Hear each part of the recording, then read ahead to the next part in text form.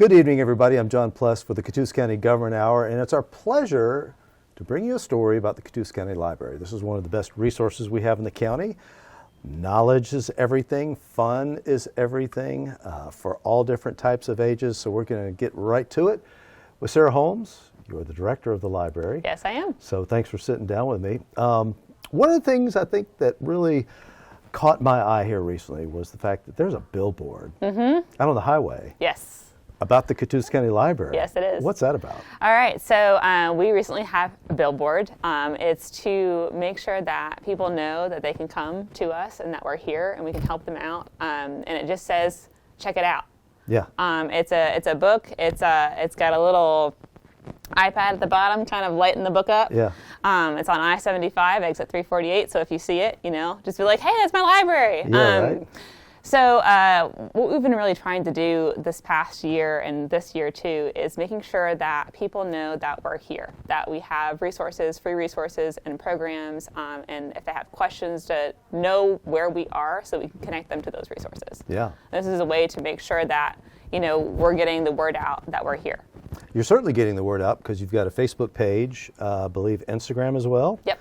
And you're also on the web with your own page as well. So you're getting it out. Plus, all you folks watching UCTV will learn about this as well. And I would bet some of you probably have used the library. Some of you probably have not. One of the basic things that is really the key to unlocking all of these treasures in here, I would imagine, is a library card, also known as Pines. Yes. So tell me about that, because that is probably one of the best values that you could have in your wallet. So in order to get a library card in Catoosa County, you need to live, work, go to school in or own property in Catoosa County. If you don't, it's $25 a year. And what that is you get a library card, and we're part of a Pines library. And so Pines Library, there's systems all throughout the state of Georgia. There's 60 library systems, and you can, once you get this library card, you can check out a book here, and then you can return it to a Savannah library or to Fulton County Library. And you can also check out books from there and then return it here. So you're not just getting access to our library, you're getting access to the libraries across the state of Georgia. And that's what, about 300 or so, somewhere in that area? I mean, that's a lot of libraries. It's a lot of libraries. It's a lot of content. You're also getting some free or discounted admissions to things around the state as well that go beyond the library. Yes. So in addition to books, I think a lot of people associate libraries with books or items they can check out. We also have a website. So we have physical resources and we have digital resources. Some of our digital resources are our website. And if you look and you want to see what we're about, we have access to Galileo. Yep. So Galileo is a resource where you can search articles, you can search journals. It gives you access to Mango languages, to Ancestry, and to EBSCO Learning Academy, Learning Express. So these are just different resources you can get that if you're at home and you wanted to get more information, you don't just have to come to the library, you also just can get it on your phone or get it on your device, and you can get that all with your library card.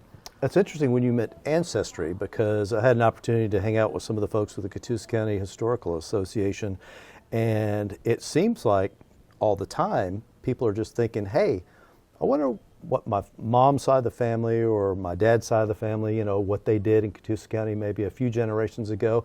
And people are starting to trace back some of these roots back to the Civil War time, when basically that war essentially wiped out Catoosa County. I mean, it was just burned. So many families left, but then so many families came back. So that's another good resource there, is that genealogy and maybe tracing back someone's origins or maybe what their family was doing or their interests or whatever back then. Right. People have access to that resource through the library, but they can also, if they need help, say they get stuck and they want some more assistance finding where to start or who to connect to, they could let us know first. We have a form that they can fill out and be like, hey, I want to learn more about my dad's side of the family, and they give us some information and we'll help them trace that back to. Sure. So aside from books, you also have ebooks, audiobooks. New titles are updating all the time. Yeah, so we have access to, with the Catoosa County Library card, you have access to Hoopla and access to GAD, which is the Georgia Download Destination. And so that specific part, it's Overdrive, or known as Libby, and that is a consortium of the Pines libraries who are participated in that. And so there are multiple libraries who essentially pay to make sure that that content is very vast and varied, so that you have a good chance of checking out what you want to. And if you go to our website, we've recently updated our website, and so now it's a lot easier to find these resources, these lit resources, these book lists. It's easier to find these free digital resources that are available to you. They're just available. Cool. Now you also have meeting spaces, so we're kind of sitting in a nice, quiet, relaxing space here in the library, but for folks who want to meet, you offer that as well. Yes, we do. So we have a couple different meeting spaces. Most of the space in the Catoosa County Library is very open. We're in an open meeting space. There's lots of little nooks and alcoves kind of throughout the library that we try to make sure that people have enough places to just kind of sit and read if they want to study. There are people who come here and host tutoring sessions and stuff, and so we make sure we encourage that. We do have a study room that you can rent day of, but we also have a meeting room space that you can request to schedule ahead of time, and so we'll use that for our program. So we let other organizations use it as well. And that outdoor space looks pretty good too if we get some good weather here. Yeah, in the spring. I know. So the problem with outdoor space is that weather doesn't always, we can't plan for that. Yep. So we put the word out quite extensively back in the fall about you're doing some work here with the windows. So Yes. that went well. You've It had did. a couple of Very happy storm about that. systems that tested it, and, Yes, it and did. things are going well there. It's going really well. I'm extremely happy with the work that was done, the crew that was here. We had, like I said, those weather systems that came. And the rain was going sideways, and we were just looking up at the ceiling. I was like, okay, is it going to be good? It's going to be good, and then didn't have any problems. So. Sure. Before we sort of wrap up the segment on the general outlook of the library, you have a new addition to the staff, a young man who is playing a very important role here with young people. Tell me a little bit about that, and I think we'll meet him here shortly. Yeah. So we'll meet him here. Spencer is our new young adult coordinator, and he handles programming for both middle and high school students. And he's essentially making sure that we offer a wide variety of programs for that age groups, that they're, from children, again, to that middle and high school age, to adults. We're capturing their attention as we go through. Cool. I did want to mention one other thing on, in terms of physical items, like we have the passes that you had mentioned briefly, but we also have cake pans. Cake pans. Who would have thought the library had cake pans? So a lot of people don't know that we have cake pans that you can borrow here at the library. We have almost 70 cake pans that you can check out. Wow. Every November, we have a social media contest where you can check out a cake pan, you can bake a cake, and you submit that. And this last November, we had almost 2,000 people who voted for our, about 20 bakers. Yeah. It was great. It was a lot of fun. So next fall, you get your you got to beef up your baking skills. So baking is a really big deal here. And Yeah. these are pans with different shapes and sizes and all, so all kinds of creation. So if you like to bake or you want to try to learn to bake, come check out a cake pan at the library. Who would have thunk it? So thank you very much. I want to segue here in just a moment into some great programs that are coming up at the library, especially for the holiday. Valentine's Day is coming up, so there's some interesting things for folks doing things for Valentine's Day, and also things for younger adults, younger people, students, especially coding, anything that has to do with tech, coding, learning how to basically write language that makes computers do their things. You've had some success with that. Oh, yeah. Every single time we've offered one of our coding classes, we have a full room. Yeah. Yeah. So, all right. So we're going to talk with Jennifer here in just a moment about some of those programs coming up. And poof, like magic, somebody else is sitting in the seat here. Jennifer Kring is with us here with the library to talk about some of these great programs. And as we were setting up for this interview, I found out that there's a little bonus borrow thing going on here at the library. What is that? That's true. We are very pleased to announce that for the month of February, you kind of get a little Valentine's Day present to yourself, where on your Hoopla account, Hoopla is a digital app where you can read on like a Kindle or on your phone, laying in bed and not have to deal with books flying around. So it's all digital content on an app. And for the month of February, Hoopla, you normally get 5 borrows per month, but this month you're going to get 10 borrows. Wow, okay.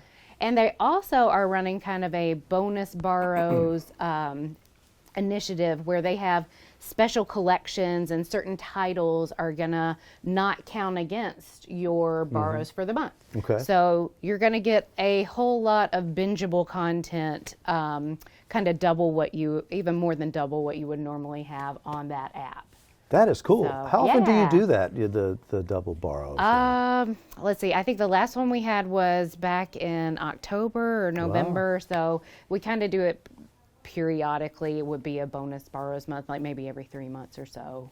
Hey. But we always announce it. So I'm the marketing coordinator here at the library. So if you're following our Instagram account, you'll definitely know about it. Yeah. Follow the Instagram account. Yes. So, yes. and It's that's at Catoosa County Library. it's great for this time of year because it's cold and gray outside, Yes. and what better thing to do than just sort of feed your brain. Right. And then you don't have to worry about coming and returning a book. It just automatically returns. Isn't that cool? Yeah, it's Yep. awesome. You had a little special going on too for a while where people that had outstanding fines could just bring them in. There was some amnesty at that point. That's true. Back in September, we have Fines Free September, Yep. and that was where we would forgive fines for fines that had accrued on our local library, any content that you had checked out here and accrued fines from this library. Yep. So that was for the month of September.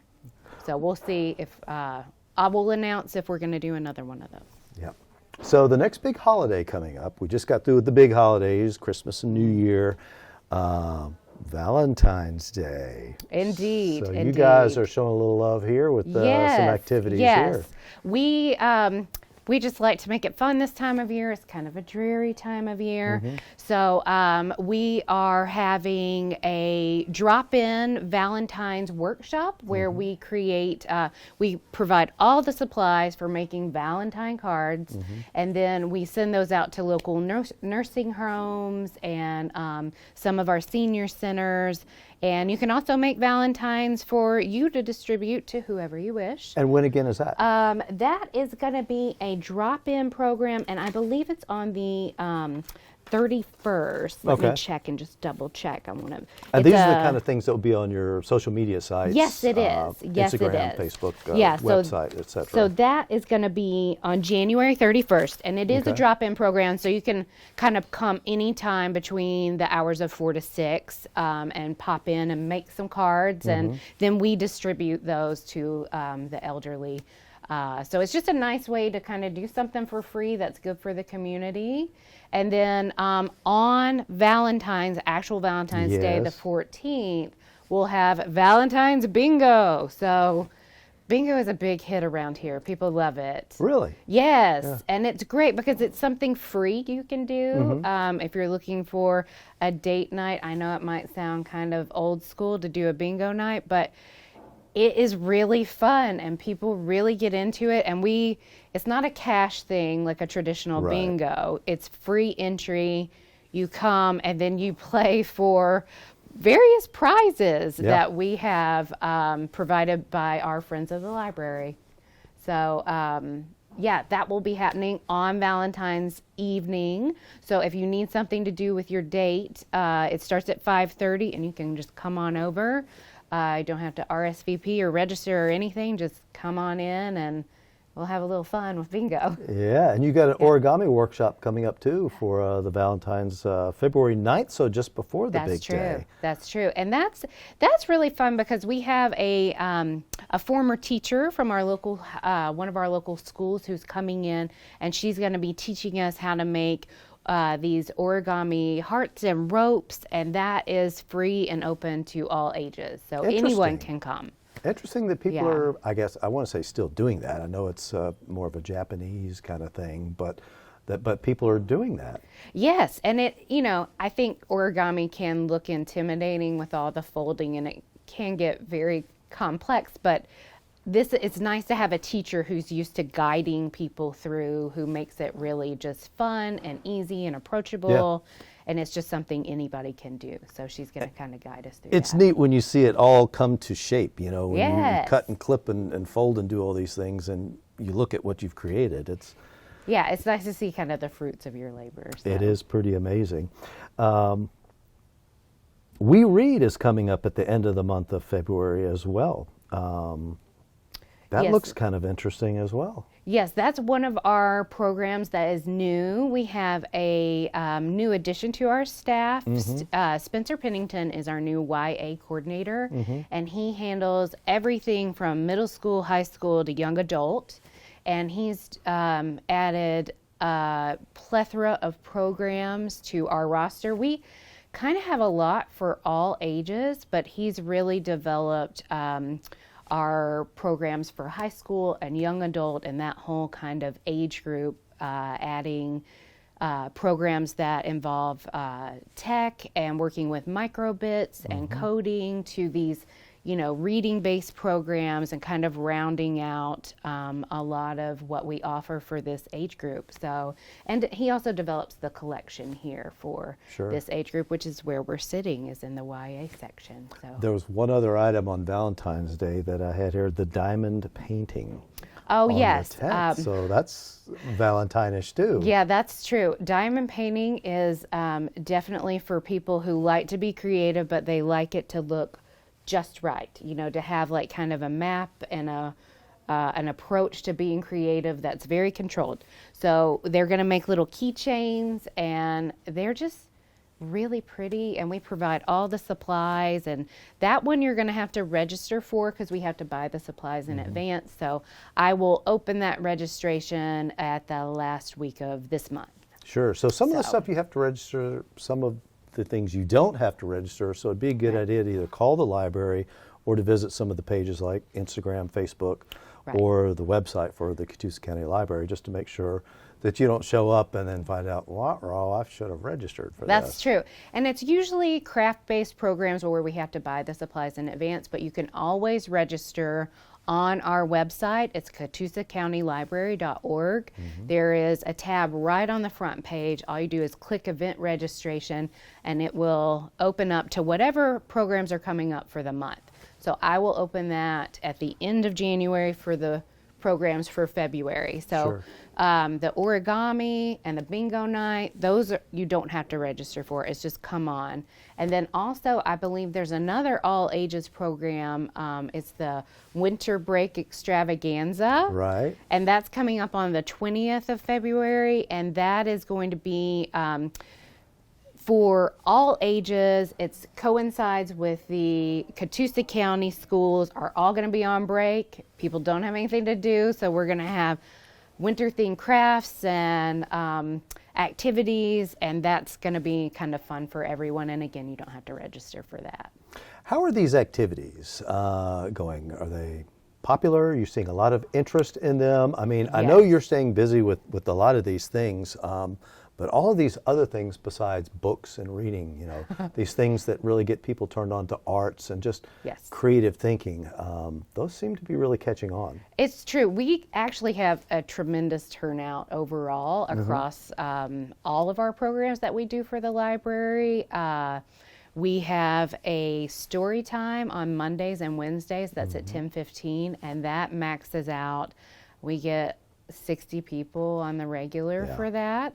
And it's not just strictly reading books. I mean, Shannon Neal is our children's programming coordinator, and she makes it really fun. She adds song. They do a craft at the end. I had an arts program where I taught like an art class workshop last Thursday, and I had 30 people of all ages for that. And we have guest speakers. We had a guest speaker come last week and do a dream job workshop, and we had about 20 people or so for that. So, and then our YA programs are just filling up pretty much, especially the tech ones, because that really kind of fulfills a need for our homeschool community, and those fill up very quickly most of the time when we have them. So thank you for mentioning the homeschool community, because I did not realize it is as big as it is, and it's growing. Catoosa County and other areas in the Chattanooga area, but I mean, this seems to go, hand in glove with homeschooling as our public library here. Right, absolutely. I mean, we're definitely a resource for our homeschooling community. They have rounded out their curriculum with pieces of our collection and getting other content through interlibrary loan. So that has been a service that we provide to the homeschool community. We also provide meeting spaces. They often will book our meeting room for book fairs, science fairs, things like that. And then also I feel like we provide a supplement a lot of times to their curriculum as far as on the tech front and working with computers and coding that can be intimidating, I think, sometimes. Sure. Last thing before we wrap up talking about some of the programs, trunk or treat. You did this last October. Yes. I'm assuming you're sort of thinking ahead to that again. But that was amazing. I mean, just looking at the number of people who came by and were involved with that, because it seems like Halloween in a lot of communities is evolving into more of a trunk or treat event versus go knock on doors, in neighborhoods. But kudos to you and the whole staff for putting that together, because I heard a lot of positive feedback about that. Well, good. We had so much fun putting that on. It just provides a really safe way to manage that particular holiday with kids, in costume. Sometimes visibility is low. It just provides a way to kind of corral that type of activity and make it safe. And it also is a great way to introduce the community members to our partners. We partner with lots of local businesses, the fire department, the police department, and it's a great way for them to kind of get a glimpse of what all is available to them, both at the library and throughout the community. So we had almost 2,000 people attend, so it was even bigger than last year. So, and we were lucky enough to be able to do it outdoors, so that was good. It'll be interesting to see how the traffic picks up in the library here in the coming months and years, because just outside we've got a new college and career academy going up. True. And that's going to increase a ton of traffic, just people coming to the Benton Place campus. Students, staff, faculty, people in the business world that are helping to educate the students at the new academy. So you're going to see a lot more traffic in this area. We hope so. Coming up in August when this facility opens. Yeah, it's supposed to be opening in August, and we've been watching the development on the building side, and I've been posting pictures and adding it to our stories on our Instagram Teens page, just because that's definitely going to be like a resource and a tool to our young adults and that particular age group. So yeah, you can kind of watch the progress there, and we hope that we'll also be, kind of included in maybe some of their daily routines, to round out their curriculum. Yeah. Well, Jennifer, thanks for everything that you do for the programs and for the library itself. You've got a great staff. We do. Yeah, we are everybody's very heart lucky, seems to be into very blessed that there are a lot of this. people here who are working to bring reading and literacy to the community and develop that. And you've got a lot of support from, say, the trustees. You've got support from the Friends of Catoosa Library. I mean, it seems like you get a lot of community engagement and support. We do, and we're very thankful for that and very thankful for our partners. Yeah. All right. Well, Jennifer, thank you so much. Thank you. Coming up next, let's talk about some of the youth programs here at the library. And welcome back. As promised, we're going to talk about some of the things going on here for the youth, because it is so important, I think, and I think a lot of people will agree, that we get young people engaged with learning, with the arts, and becoming very productive members of society that can take care of all of us old folks when we get old, right? So we have with us Spencer Pennington, a new addition to the library. You just came here back in the fall, is that correct? Yeah, that's right. I moved here. I came to this library in October from the Dade County Library. Yeah, very glad to be here. And your background is you're a teacher, so you've got some library experience. So I guess your passion is learning and inspiring learning. Yeah, I think the thing that I care most about, and I'm trying to show here, is making learning and experiences with learning, and just experiences at the library, make them fun and engaging, to show that this is a place that you can come, not just to meet your informational needs, which you absolutely can, but also to have a good time, to connect with people, to connect with resources that are going to be a benefit to your growth as a complete person. Wow. So, I mean, that's a lot on your plate as a young adult coordinator. I mean, bringing in all these different avenues of learning, say from the schools and maybe homeschooling as well. Before we get into some of the things that you have coming up here very quickly, just looking at us, it seems like tech all things tech seem to be really hot with younger people today, especially when they start thinking about, in school, but beyond school, beyond high school, maybe to continue their education. Is that right? Tech seems to be the big deal? Sure. It's a bit of a balance now, especially with coming out of the pandemic and how much we had to rely on digital tools. There's a balance between, yes, making sure students are ready to go into a workplace that is going to require digital literacy, but also recognizing that students, by and large, are tired of it. They're tired of only interacting through a screen. They're tired of only engaging with computers.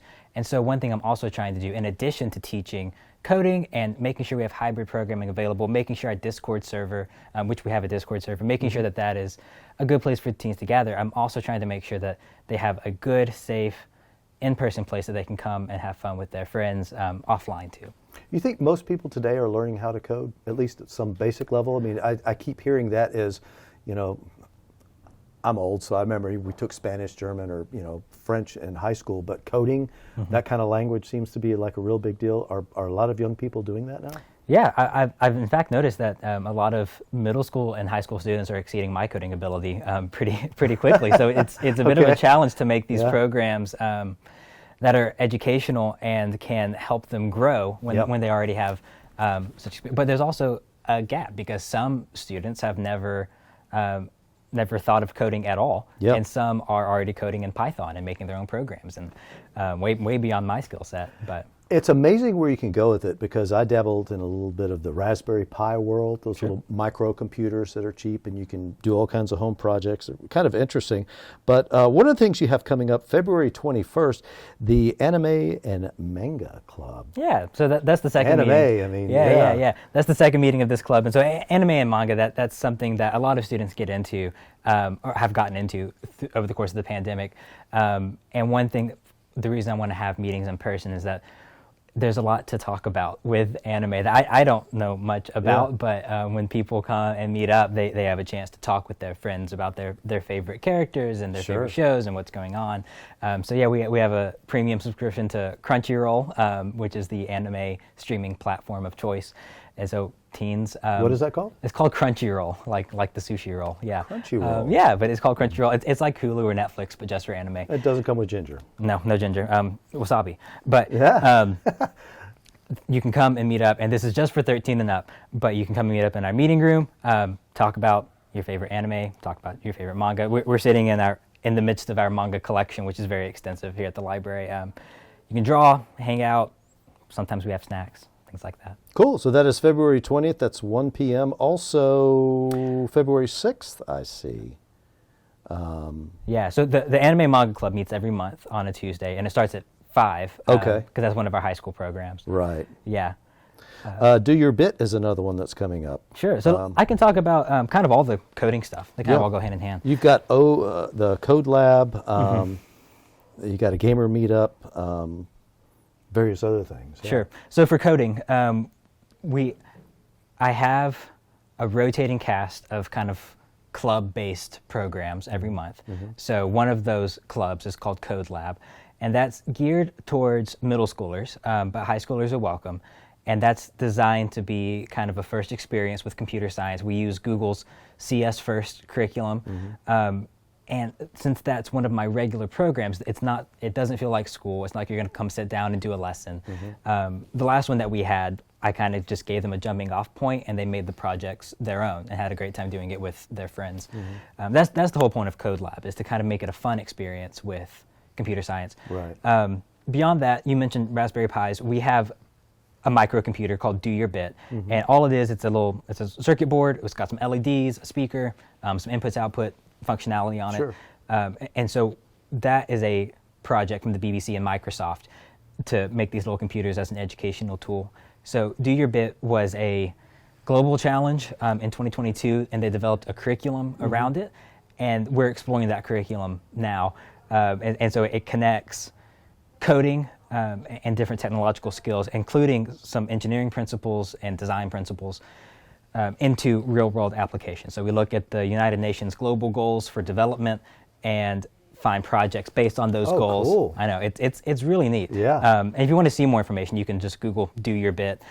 It'll come up. But that is the time that we picked for that is to accommodate our homeschool community. So that's twice a month on a Monday at 1 p.m. And we go for about an hour or two.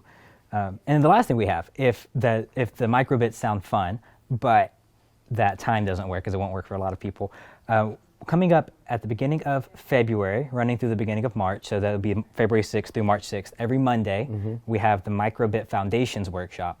And this is an entry-level program. We're following an established curriculum here as well. And this is just to kind of introduce you to coding and seeing how that code impacts hardware too. And so that is every Monday between February 6th and March 6th at, I think at 4. Yeah, I didn't write down the time. I think it's at 4. But yeah, so we've got 3 different opportunities to learn how to code. And the last thing on coding is that all of this coding is block-based code languages. And so it's either Scratch or Microsoft Make code, which instead of having to sit down and type out what looks like gibberish, you're just grabbing blocks and putting them in the correct order to make your software work how you want it to work. So it's a great entry point. If you're more advanced than that, these programs might not be the place for you, but starting in the fall, we'll have some more advanced coding stuff as well. Boy, the world is just opening up for people that are in that high school, that young adult age. Some of the big tech companies like Microsoft, Apple, Meta, the big message we're hearing from them is the next big thing in computing is AI. It's taking stuff to the next level. So this kind of foundation is going to help with that. Sure. If you are of the mindset that technology is the career you want to get into, you have to have some kind of coding foundation. And one great thing about all 3 of these programs and the languages we use is that the skills you develop in these languages can be applied to whatever language you choose to pursue, whether that's CSS, HTML, Java, whatever you'll need in the workplace. This is a great foundation to help you get there. Yep. People are so much more computer literate now, and especially with the younger generation than older generation. I know there's still some seniors that are still very intimidated by email or just getting in front of a computer, where younger people, it's almost like second nature now. Like they want to absorb that. Yeah, and it's important also to distinguish. This is one thing teachers have run into, is that while students absolutely can navigate certain applications very easily, some literacies kind of fall by the wayside. So that's another benefit of this, is we're moving beyond what they might come across in their daily life to see what they might use in a professional setting. Sure. Yeah. Well, kudos to you. I mean, you've got a lot going on here. Anything else you want to add in terms of just what you're doing for young adults? Because we talked a lot about the tech side. Yeah, I really want to highlight 3 programs. So coming up this Saturday is our first meeting of the Teen Advisory Board. That will happen every 4th Saturday at noon.